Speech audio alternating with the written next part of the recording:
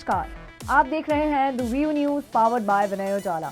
आइए नजर डालते हैं आज की प्रमुख खबरों पर। जाति जनगणना से पहले सरकार बनाएगी कास्ट लिस्ट, सभी पार्टियों से लेगी सहमति। SC/ST गिनती में OBC पर असमंजस।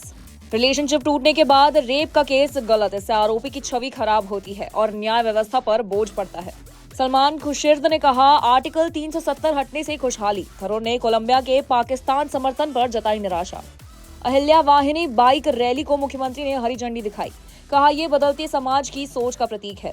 भारत में बकरीद 7 जून को मनाई जाएगी, सऊदी में चांद देखने के बाद तय हुई तारीख। CM मोहन यादव ने ट्राइबल इन्फ्लुएंसर्स मीट में बोला, मीडिया माध्यम रानी लक्ष्मीबाई को गौरव, रानी दुर्गावती की गाथा छिपा रही है।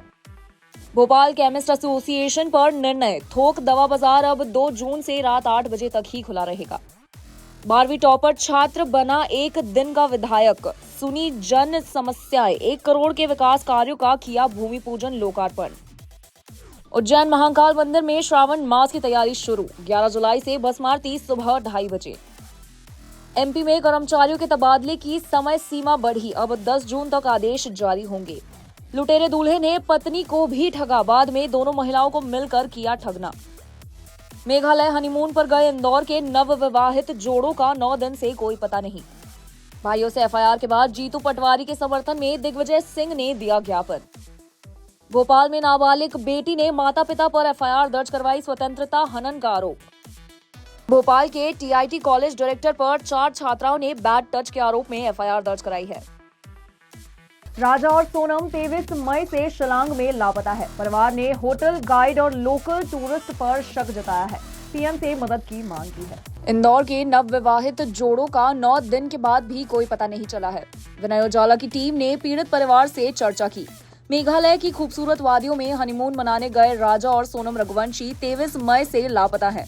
11 मई को शादी के बाद 20 मई को वे शिलांग के लिए रवाना हुए थे। आखिरी बार परिवार की बात सोनम से शुक्रवार को हुई थी। सोनम के पिता देवी सिंह ने होटल स्टाफ, टूर गाइड और बाइक रेंट पर देने वाले पर शक जताया है और सख्ती से पूछताछ की मांग की है। उनका आरोप है कि शिलांग पुलिस और लोकल लोग मदद नहीं कर रहे हैं। PM मोदी और CM से भी मदद की अपील की गई है। मामले में कैलाश विजयवर्गीय और CM मोहन यादव भी सक्रिय हैं। बेटी की मां संगीता और बहन ईशा भी बेहद परेशान है और इंसाफ की उम्मीद कर रही है।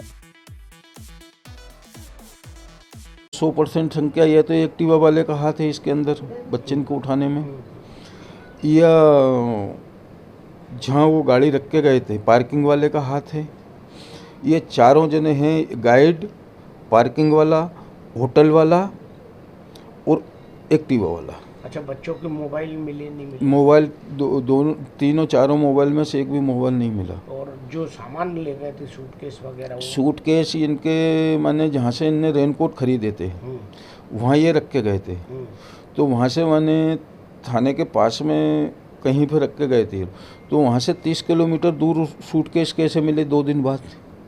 और 2 दिन बाद अगर 30 किलोमीटर या 25 किलोमीटर दूर पे सूटकेस मिल रहे हैं इनके बैग, तो लावारिस में पड़े थे, तो कोई कपड़े निकालता या उनको खोल के देखता, कुछ तो करता उसके अंदर से, सूटकेस बैगों के अंदर से।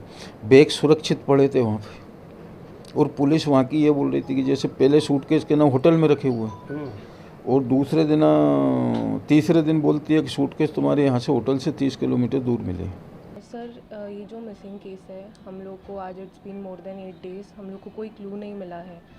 और जो पुलिस है वहाँ की फुल पोटेंशियल में 8 डेज़ बाद उन लोगों ने कुछ मूवमेंट स्टार्ट करी है। डॉग से जो भी स्निफिंग करा है वो 7th डे पे स्टार्ट हुआ है।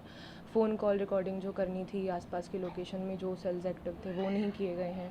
अब हमारी ये रिक्वेस्ट है कि CBI और IB इंटरवीन करे इसमें और इंदौर से एक टीम जाए और मेघालय पुलिस के साथ कोऑर्डिनेट करके कुछ ना कुछ हमें क्लू दे और अपडेट दे, because it's been too many days. बस मैं तो इतना चाहती हूँ कि दोनों सरकार से मेरा निवेदन है, दोनों जगह से, कि दोनों कुछ भी हेल्प करें मेरी और मेरी बच्ची को घर लिया। बस इतना चाहती हूँ मैं तो। दिग्विजय सिंह ने केस न सुलझाने पर आंदोलन की चेतावनी दी है। कैलाश विजयवर्गीय पर कार्रवाई न होने पर भी जताया रोष। कांग्रेस प्रदेश अध्यक्ष जीतू पटवारी के भाइयों पर FIR होने पर दिग्विजय सिंह कमिश्नर कार्यालय पहुंचे और ज्ञापन दिया। कहा कि 15 दिन के अंदर अगर ये केस निपटाया नहीं तो प्रदेश भर के कांग्रेस कार्यकर्ताओं को यहां बुलाकर आंदोलन करना पड़ेगा और इसके जिम्मेदार स्वयं कमिश्नर साहब होंगे। साथ ही उन्होंने कैलाश विजयवर्गीय के खिलाफ अब तक कार्रवाई न होने पर भी रोष जताया और सुप्रीम कोर्ट में लंबित बोर्ड की जमीन के मामले में भी उचित निर्णय की उम्मीद भी जताई है। जहां विपक्ष के नेता नगर निगम इंदौर में और प्रदेश कांग्रेस के अध्यक्ष जीतू पटवारी जी के भाइयों के प्रकरण में साफ दिख रहा है कि इन्हें झूठा प्रकरण बना के बस फंसाया जा रहा है और अपराधियों को बख्शा जा रहा है। तो पटवारी जी के दोनों भाइयों का झूठा नाम लगाया गया और वहाँ पर और भी उस बाकी लोग जो हैं जिनको अपराधी बनाया गया है वो तो वहाँ शामिल भी नहीं थे, उनको भी उसमें शामिल कर दिया गया। उसको बिना सोचे समझे उनके एफआईआर दर्ज कर दी गई। हमने आज माननीय आयुक्त महोदय को जो मेमोरेंडम दिया है उसकी कॉपी ये है, ये आपको हम लोग सर्कुलेट कर देंगे और ये सर्कुलेट हो जाने के बाद हमने उनको मेमोरेंडम दिया एडिशनल कमिश्नर साहब को, क्योंकि कमिश्नर पुलिस बाहर गए हुए थे इसलिए एडिशनल कमिश्नर साहब से हम लोग मिले थे और उनसे हमने यही अनुरोध किया है कि आप 15 दिन के अंदर इस केस को निपटा, जो झूठे प्रकरण बने हैं उनको समाप्त करो, अन्यथा हमें 15 दिन के बाद पूरे देश और पूरे प्रदेश के कांग्रेस के कार्यकर्ताओं को बुलाकर हमें मजबूरी में आंदोलन करना पड़ेगा। उसकी सारी जिम्मेदारी कमिश्नर साहब पुलिस और राज्य सरकार की होगी। भोपाल की 10वीं की छात्रा ने रात 3 बजे दोस्तों से मिलने से रोकने पर माता-पिता पर एफआईआर दर्ज करवाई है। जांच जारी है। राजधानी भोपाल से एक चौंकाने वाला मामला सामने आया है। हनुमानगंज इलाके में रहने वाली 10वीं कक्षा की छात्रा ने अपने माता-पिता पर एफआईआर दर्ज कराई है। आरोप है कि जब वह रात 3 बजे दोस्तों से मिलने जा रही थी तो माता-पिता ने उसे रोका। इसके बाद बेटी ने उन्हें मानवीय स्वतंत्रता के हनन और मारपीट का दोषी ठहराते हुए पुलिस में शिकायत दर्ज करवाई है। छात्रा का कहना है कि उसके माता-पिता अक्सर उसे दोस्तों से मिलने से रोकते थे और मना करने पर उसके साथ मारपीट करते थे। पुलिस ने मामला दर्ज कर जांच शुरू कर दी है।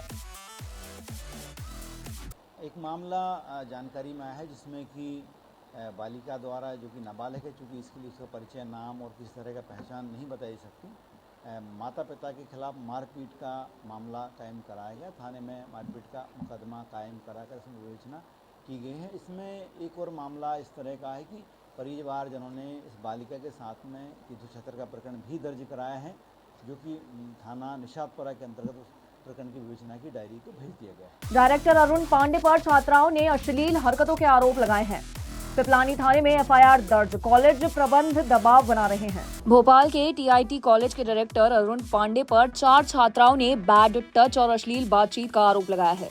सभी छात्राएं इस कॉलेज में पढ़ती हैं। उनका कहना है कि शॉर्ट अटेंडेंस के मामले में डायरेक्टर से मिलने गई थी, जहां उनके साथ अश्लील हरकतें की गई और अकेले में मिलने का दबाव भी बनाया गया। ये कॉलेज पहले भी लव जिहाद और गैंग रेप जैसे मामलों में चर्चा में आ चुका है। चारों छात्राओं ने अलग अलग आवेदन देकर पिपलानी थाने में शिकायत दर्ज करवाई है, जिसके बाद पुलिस ने जांच शुरू कर दी है। छात्राओं ने बताया कि कॉलेज प्रबंधन की ओर से शिकायत वापस लेने का दबाव बनाया जा रहा है, जबकि वे डायरेक्टर अरुण पांडे के खिलाफ सख्त कार्रवाई चाहते हैं। थाना पिपलानी अंतर्गत टीआईटी एक शैक्षणिक विद्यालय है, महाविद्यालय है, जहाँ पर छात्राओं द्वारा शिकायत की गई थी। उसके डायरेक्टर द्वारा शारीरिक जो तरह की हरकतों का छेड़छाड़ की शिकायत वहाँ पर दर्ज कराई गई थी। तो उन शिकायतों पर स्थानीय थाने के द्वारा कॉलेज में जाकर संबंधित लोगों का स्टेटमेंट लिया जा रहा है, पीड़ितों से भी चर्चा की जा रही है। इसके अलावा जो सीसीटीवी फुटेज है उसका परीक्षण किया जा रहा है और उसके बाद जो भी पड़ताल में, जो भी जांच में निष्कर्ष आएंगे, उसके आधार पर जो भी वैधानिक कार्रवाई है, जो भी कानूनी कार्रवाई है, स्थानीय थाना पुलिस करेगी। सऊदी अरब में 27 मई को जुल हिज्जा का चांद दिखाई देगा। इस आधार पर भारत में 7 जून को बकरा ईद मनाई जाएगी। भारत में बकरी ईद 7 जून को मनाई जाएगी। सऊदी अरब में 27 मई को जुल हिज्जा का चांद दिखा, जिसके आधार पर भारत में त्योहार की तारीख तय हुई। साल इंशाल्लाह ईदगाह के अंदर ईद उल अज़हा का टाइम भोपाल की ईदगाह के अंदर 6:30 रखा गया है, क्योंकि हदीस के अंदर आता है ईद उल अज़हा में जल्दी करना चाहिए और ईद उल फितर में ताखिर करना चाहिए। और ये बात भी हम तमाम ही सुनने वालों से कहना चाहते हैं कि उस दिन इंशाल्लाह सुबह सादिक जो होगा 4:10 पर सुबह सादिक हो जाएगा। तो 2 घंटे 20 मिनट हमको इंशाल्लाह सुबह सादिक के बाद मिल रहे हैं। तो इसलिए हम तमाम ही ईमान वालों से एक बार फिर कहना चाहते हैं कि ईदगाह में आकर ही ईद की नमाज पढ़ने की कोशिश करना चाहिए। तो 6:30 बजे इंशाल्लाह ईदगाह में होगी और 6:45 बजे ताजिल मसाजिद में होगी, 7 बजे जामा मस्जिद में होगी और 7:15 बजे इंशाल्लाह मोती मस्जिद में ईद की नमाज अदा की जाएगी। इसके अलावा और भी मस्जिदों में अदा की जाएगी। ऐसी खास खबरों के लिए बने रहे हमारे साथ द व्यू न्यूज पर, पावर्ड बाय विनय उजाला।